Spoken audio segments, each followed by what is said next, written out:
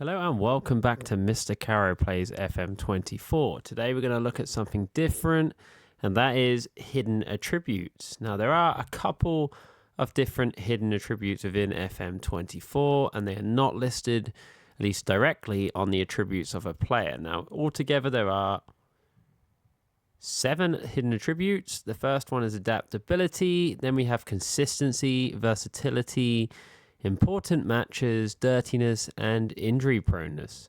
Now, if we go to a player, and there are a couple ways of looking and finding out what these hidden attributes are. The first of which is to look at our scout reports or our coach reports. And if we go down here to this player down here and we look in at his reports, you can see that he is a consistent performer.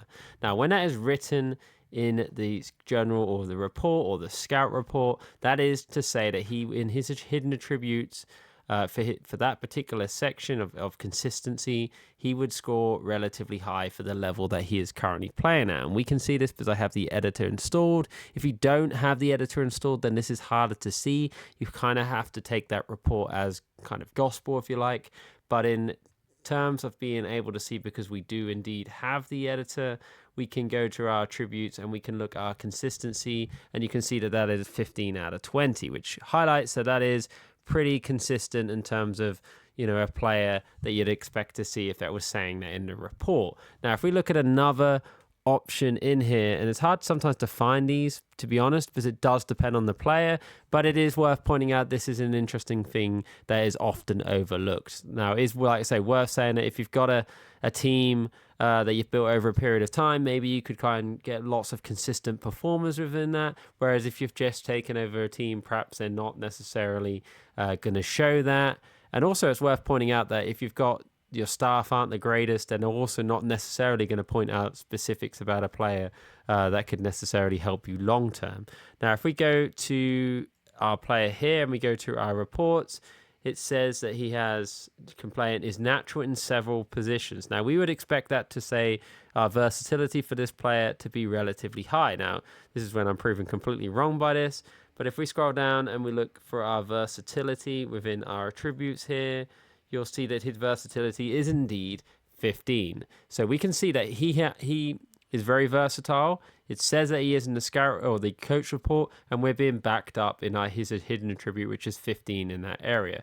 Now, if we go and look at one more example within here, doesn't like to play big matches. Again, if we go back to our in-game editor again, and we go back to our attributes, and we scroll down and we look for our big game matches in here, wherever that was. Important matches are a 9. So not terrible, to be honest. A 9 represents not amazing, but certainly not terrible.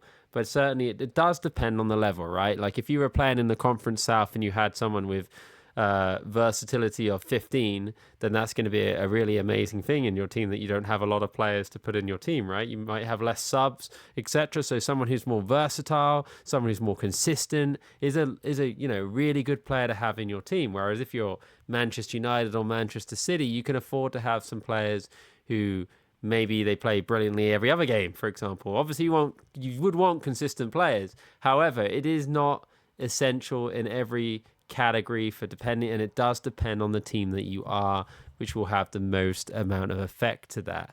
So if we go and look again at our coaching report here, and like I say, you can see this is a good example of a player because it has 2 different options within that.